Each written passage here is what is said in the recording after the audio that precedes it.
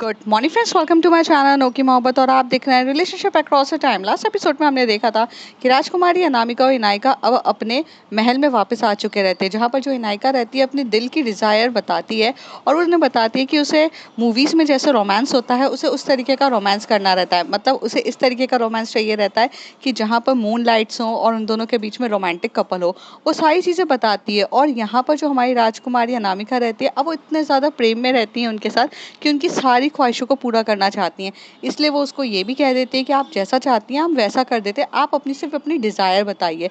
और बाकायदा वो जब उन्हें पूरी डिज़ायर के बारे में बताती हैं तो वैसे ही उन दोनों के बीच में रोमांस होता है।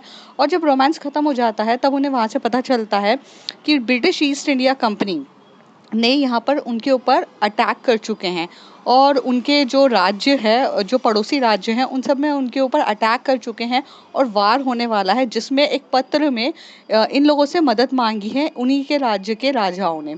तो उसके चक्कर में वो जाती हैं और यहाँ पे नायिका को बताती हैं कि युद्ध जो होता है उसमें हम एक बहुत बड़े योद्धा हैं, हम चीज़ों से पीछे नहीं हट सकते हैं और इसलिए वो जारी रहती है। तो यहाँ पर जब वो अपने युद्ध पे जाती है तो पूरे युद्ध के जो कॉस्ट्यूम्स होते हैं वो सब पहनती हैं, भाला वगैरह, तलवार, हर एक चीज़ लेती हैं और वहाँ पर जाकर युद्ध के लिए जाती है। तो यहाँ पर जो नायिका रहता है वो ऊपर से देख रही रहती है, जैसे कि एक वाइफ़ अपने हस्बैंड का युद्ध पे जाती है तो वो वेट कर रही रहती है। तो वो सब कुछ बहुत प्यार से होता है और अब राजकुमारी अनामिका युद्ध के लिए चली जाती हैं। अब उसके आगे राजकुमारी अनामिका यहाँ से जब युद्ध के लिए जाती हैं तो वहाँ पर वो देखती हैं कि यहाँ पर ना ब्रिटिश ईस्ट इंडिया कंपनी की बहुत बड़ी फौज है। मतलब यहाँ पर इंडियंस कम पड़ चुके हैं, मतलब यहाँ पर क्या है, भारतीय लोग कम पड़ चुके हैं, उनकी सेना कम पड़ गई है। लेकिन वहाँ पर जो सामने का जो नज़ारा है वो देखने लायक होता है कि उनके पास इतने ज़्यादा सैनिक होते हैं। सैनिक के साथ उनके पास ना हथियार भी बहुत ज़्यादा नए तरीके के होते हैं, जैसे कि पिस्तौल होती है, गन्स होते हैं। ये अंग्रेज वाले लोगों के पास अपने खुद के हथियार होते हैं और उस ज़माने के हथियार को वो लेकर आते हैं। और यहाँ पर सिर्फ इन लोगों के पास भाला रहता है, भाला हुआ करता था, साथ ही साथ तलवार रहती है। तो और क्या, एक तलवार रहती है सामने से बचने के लिए इन लोगों के पास। सामने उनके पास कवच रहता है जो गोल्ड कलर का, राउंड कलर का जो कवच होता था, कि मतलब पूरा गोल तरीके का कवच रहता था जिससे तीरों से वो बच सकते थे, किसी भी बंदूक की जो गोलियां होती थी उन सब से बच सकते थे। इस तरीके की उन लोगों की चीज़ें रहती थी। पर धनुष रहता था इन लोगों के पास, बाण रहती थी, उन्हीं से लोगों को पूरे तरीके से लड़ना रहता है। पर वहाँ पर सैनिक बहुत ज़्यादा रहते हैं और इनके पास सैनिक कम रहते हैं। तो जब इन लोगों के बीच में लड़ाई शुरू होती है तो यहाँ पर बड़ी मुश्किल से 5,000 सैनिक भी होंगे तो होंगे, लेकिन वहाँ पर 15,000 सैनिक होते हैं। मतलब एक जन को कम से कम 10-12 लोगों को मारना पड़ेगा तब जाके उन लोगों के बीच में होगी। तो यहाँ पे जब राजकुमारी अनामिका यहाँ खड़ी रहती हैं तो उनके बाजू में ही उनके भ्राता खड़े रहते हैं और वो बोलते हैं अब ये बहुत मुश्किल है जीतना।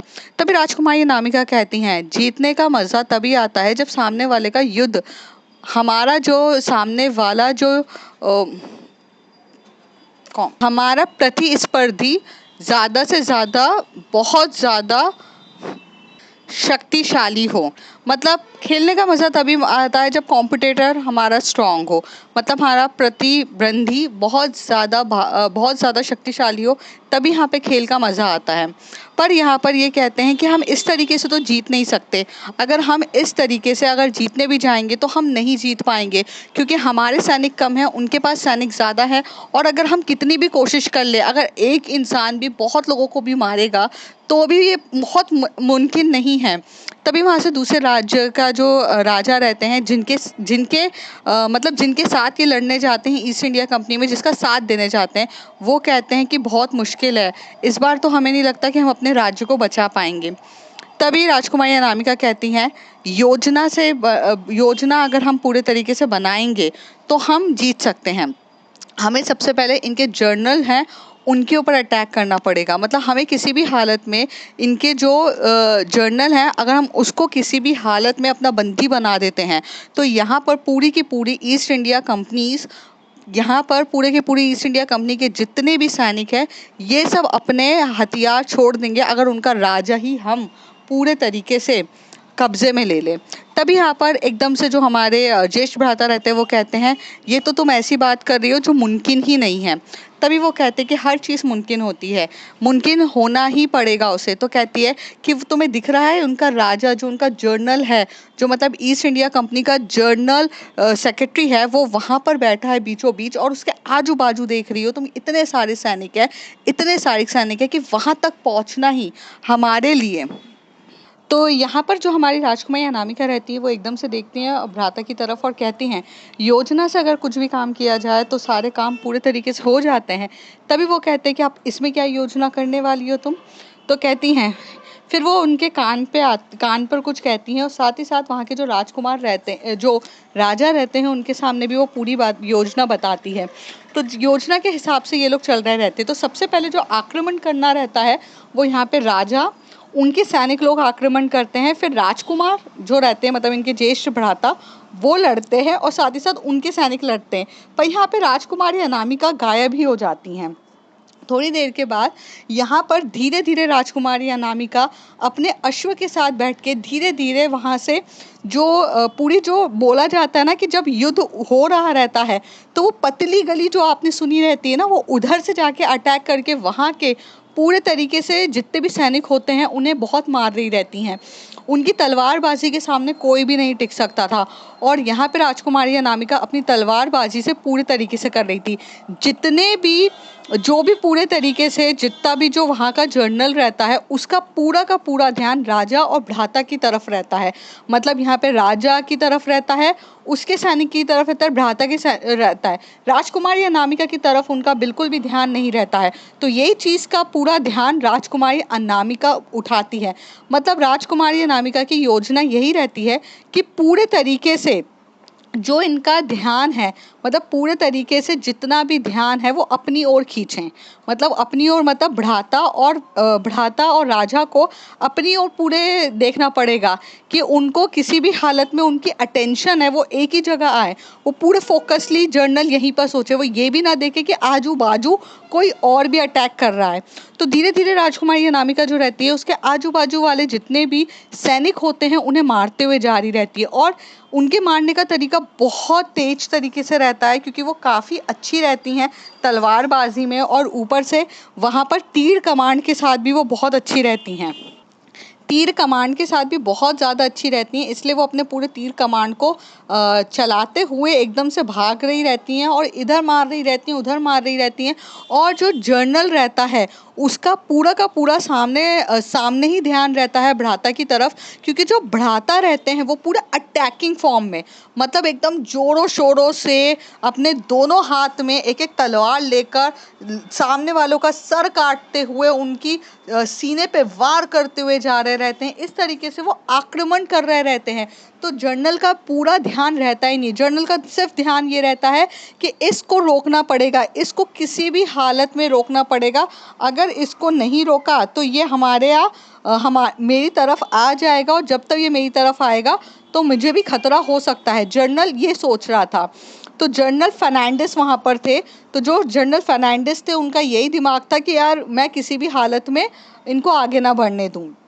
तो यही चीज़ें चल रही रहती है।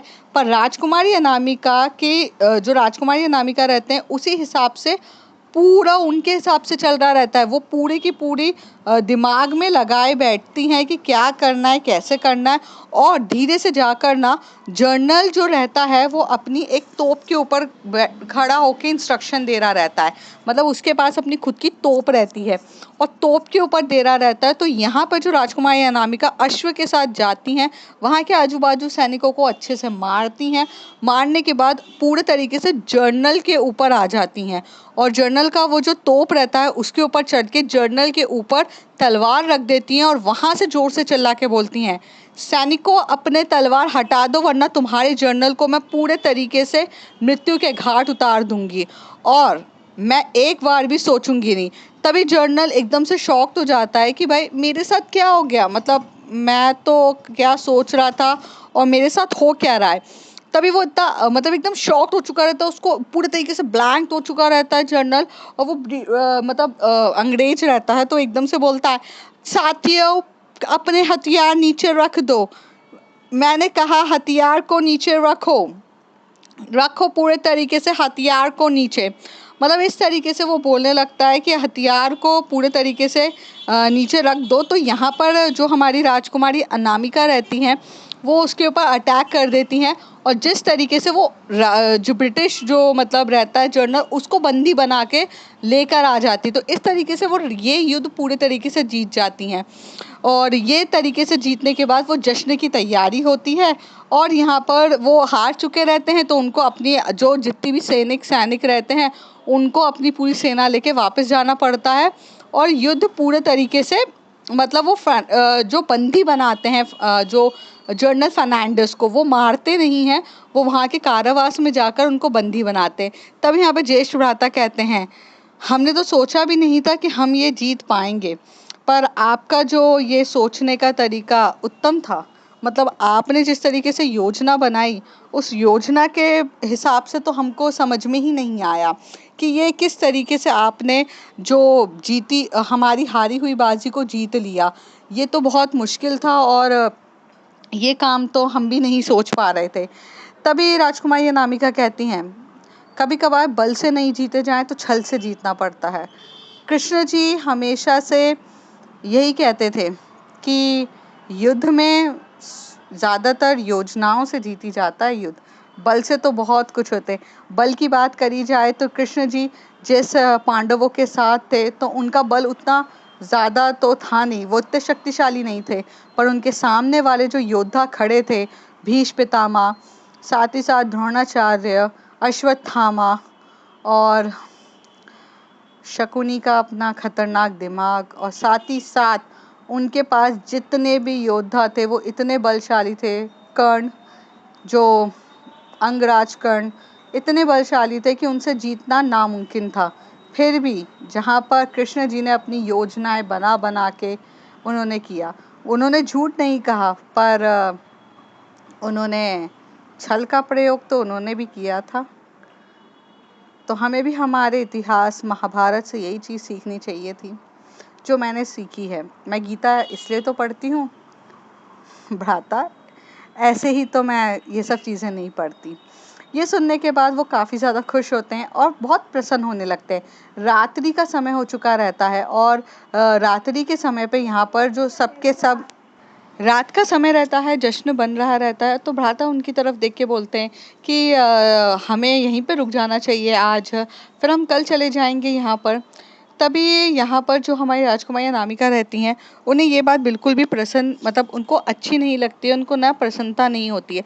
तभी वो बोलते हैं कि भ्राता आप एक काम करिए, यहाँ पर अभी राज्य में आप रुकिए और इनके साथ देख लीजिए, और हो सके तो आप कल या परसों आ जाइएगा, जब भी आपको ठीक लगे तो आप राज्य में वापस आ जाइए। तभी ज्येष्ठ भ्राता उनकी तरफ देख के बोलते हैं, तो आप कहाँ जा रही हैं? तो कहती, हम वापस जा रहे हैं अपने महल, और हमें ऐसा लगता है कि हमें जाना चाहिए, क्योंकि राजकुमारी नायिका भी हैं और अनुज भी अकेले हैं, और घर पे का कोई ना कोई एक जन को तो वहाँ होना चाहिए। तो हमें ऐसा लगता है कि हमें अभी के अभी निकलना चाहिए, आप यहाँ पे रुक जाइए, आपका रुकना यहाँ पे फिर भी रहेगा, तो घर पे कोई जाना चाहिए। तभी यहाँ पर जो इनायका रहती हैं वो अपने अश्व की तरफ देखती हैं, और अश्व सामने के सामने आ जाता है और आकर उनके लिए खड़ा हो जाता है। तभी एकदम से जो ज्येष्ठ भ्राता रहते हैं उनका हाथ पकड़ते हैं और कहते हैं, इतना भी क्या ज़रूरी है नायिका, इतना भी क्या ज़रूरी है राजकुमारी अनामिका कि आपको आज ही के आज ही जाना पड़ेगा? रात्रि भी बहुत ज़्यादा हो चुकी है, और इतनी रात्रि में जाने का कोई मतलब नहीं है, तो आप क्यों जाना चाहते हैं? तभी राजकुमारी अनामिका उनकी तरफ देख के बोलती हैं कि ज्येष्ठ भ्राता मुझे जाना है, मुझे मुझे जाना चाहिए, आप यहाँ पर रुक जाइए, इसका कोई प्रॉब्लम नहीं है, आप यहाँ पर रुकिए, यहाँ पर देख के यहाँ के कार्य को निपटा लीजिए। वैसे भी राजा को आपकी बहुत ज़्यादा ज़रूरत है कि आप यहाँ रहेंगे तो कहीं ना कहीं उनको एक हिम्मत मिलेगी, और हिम्मत मिलेगी तो यहाँ पर जो ईस्ट इंडिया कंपनी के साथ जितनी भी आपको उनके साथ जो भी बातें करनी है, जो भी चीज़ें करनी है, क्योंकि उनके जर्नल को हमने यहाँ पर कैदी बनाकर रखा है, तो ईस्ट इंडिया कंपनी का कहीं ना कोई फरमान तो अभी आएगा ही, और उसके बारे में आपको बात करने के लिए आप यहाँ पर होना ज़रूरी है। हमें ऐसा लगता है कि हमें हमारे राज्य के पास जाना चाहिए और करना चाहिए। तो यहाँ पे जेष्ठ भ्राता बोलते हैं, हाँ तो चले जाना ना, सुबह के समय पे आप चले जाइएगा, जब प्रभात का समय होगा तब आप चले जाइएगा। तो कहते हैं कि नहीं भ्राता, तब तक बहुत ज़्यादा देरी ना हो जाए, और हमारा दिल बहुत ज़्यादा बेचैन हो रहा है, हमें बिल्कुल बेचैनी बहुत ज़्यादा हो रही है, हमारा मन बहुत ज़्यादा विचलित हो रहा है, और हमारे इस मन के विचलित से हमें ऐसा लग रहा है कि हमें तुरंत जाना चाहिए। हमारे अंदर ना बहुत ज़्यादा अजीब सा लग रहा है, हमें ऐसा लग रहा है कि अगर हम अभी नहीं गए तो कुछ गलत हो जाएगा, तो हमें जाना चाहिए। हम ये नहीं चाहते कि हम ऐसा कुछ बोल रहे हैं, पर हमें जाना चाहिए। तभी यहाँ पे भ्राता बोल रहे हैं, अगर तुम्हें ऐसा लगता है तो अभी के अभी हम भी निकलते हैं। तभी वो एकदम से बोलते हैं कि नहीं नहीं भ्राता, आपको जाने की ज़रूरत नहीं है, हम अकेले जाते हैं, और हम जाकर देख लेते हैं। आप उस बात से बेफ़िक्र रहिए, और आप चिंतित ना होइए। हम जाकर देखते हैं, आप बिल्कुल भी मतलब इतना ज़्यादा आप चिंतित ना होइए, आप यहाँ पर रहिए, आपका रहना है। तभी वो कहते हैं कि रात्रि बहुत ज़्यादा हो चुकी है, और राजकुमार या अनामिका, अभी जाना बिल्कुल भी सही नहीं होगा। हम आपके ज्येष्ठ भ्राता हैं, हम आपको कुछ कह रहे हैं तो कुछ सोच समझ के ही कह रहे होंगे। तभी वो एकदम से मुस्कुराती है और कहती है कि भ्राता, आप हम पे भरोसा करते हैं, तो थोड़ा-सा ये चीज़ पे भी आप हम पे भरोसा रखिए। हम कह रहे हैं ना कि हम पक्का जो भी काम करेंगे बहुत सोच समझ के करेंगे, आप उस चीज़ की चिंता ना करिए। ये बोलकर वो यहाँ से एकदम से जाने के लिए तैयार हो जाते हैं। जब यहाँ से वो जाने लगती हैं और जाने के लिए तैयार हो जाती हैं, तो तभी वहाँ पर जा रही रहती हैं, तभी उनका अश्व आता है, और अश्व उनको इतने अच्छे से बिठाता है और बिठाकर ले जाने लगता है। पूरा जब भी वो जाती हैं तो वो अश्व को पहले पानी-वानी पिलाती हैं, और उनको थोड़ा-सा भोजन खिलाती हैं, क्योंकि अश्व जो रहता है इतना तेज़ भागते हुए, इतने ज़्यादा दूर से आया रहता है, तो वही उनके ऊपर बहुत बड़ी चीज़ रहती है कि उनको ना काफ़ी अच्छे से बहुत अरसा रहता है, उस अरसे से दूर जाना रहता है। तेज़ी से अश्व भी तेज़ी से अश्व भी चलता है, और पता नहीं राजकुमारी अनामिका को बहुत ज़्यादा घबराहट सी होने लगती है, और घबराहट से ज़्यादा उनको अपने प्रेमिका से मिलने की बेचैनी भी बहुत ज़्यादा होने लगती है। घबराहट होता है, उनके मन में सिर्फ़ एक ही चीज़ होता है कि इनायका तो ठीक होगी ना? हमारे राज्य में इनायका का सही से ध्यान तो रखा होगा ना? इनायका बिल्कुल सही है ना? कुछ होगा तो नहीं ना इनायका को?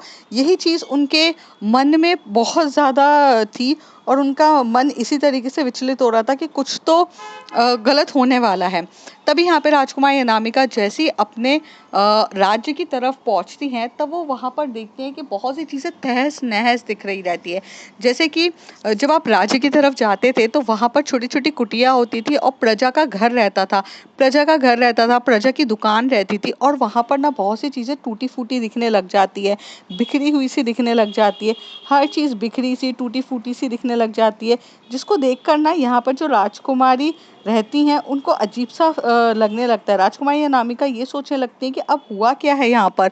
यहाँ पर ये तबाहियाँ किसने मचाई है?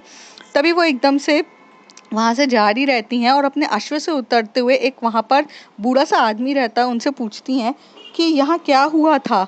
तो वो कहते हैं कि राजकुमारी अनामिका, आप यहाँ नहीं थी ना? आपके राज्य पे हमला हुआ है। हमारे राज्य पर हमला हुआ, ईस्ट इंडिया कंपनी ने आकर हमारे राज्य पे हमला किया था, और बहुत से लोगों की जान जा चुकी है, और बहुत से लोग घायल हैं। यहाँ पर पूरे उन घायल लोगों का इलाज कर रहे हैं। ये सुनने के बाद राजकुमारी अनामिका के पैरों तले ज़मीन खिसक जाती हैं।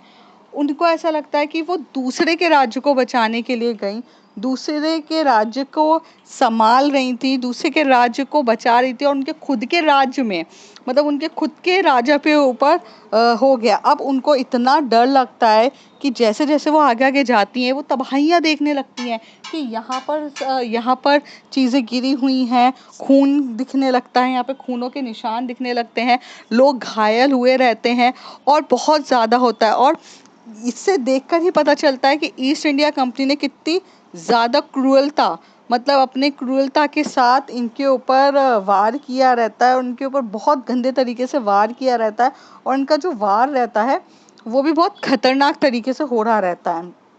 तो ये सब जो देख रहे रहते हैं ना, उसको देख के उनको ऐसा लगता है कि अरे यार ये क्या हो रहा है, मतलब हमने तो ऐसा सोचा भी नहीं था और ये जो चीज़ें हो रही है ये बिल्कुल भी सही नहीं है।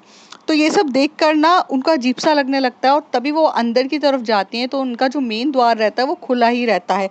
और अक्सर ऐसा होता था कि मेन द्वार जब खुलता था जब राज्य में कोई आने वाला रहता है। तो जब मेन द्वार खुला रहता है तो ये जैसे अंदर जाती हैं तो वहाँ पर भी इनके सैनिक घायल रहते हैं, सैनिक घायल रहते हैं। तभी सेनापति को भी बहुत ज़्यादा घायल हो जाते हैं, सेनापति के भी सीने पे वार हुआ रहता है और उनको तलवार से वार किया जाता है, जो भाला होता है ना उस टाइप का, जो नुकीला सा उस समय का जो तलवार वो थी, उससे सब लोगों ने उन पे बहुत ज़्यादा वार किया रहता है। हर एक एक चीज़ की वजह से उनके खून निकल रहा रहता है। वो देखती रहती है, तभी वो एकदम से भागते हुए जाती हैं और भागते हुए जैसे अंदर की तरफ जाती हैं तो वहाँ पर जो उनका अनुज रहते हैं, अनुज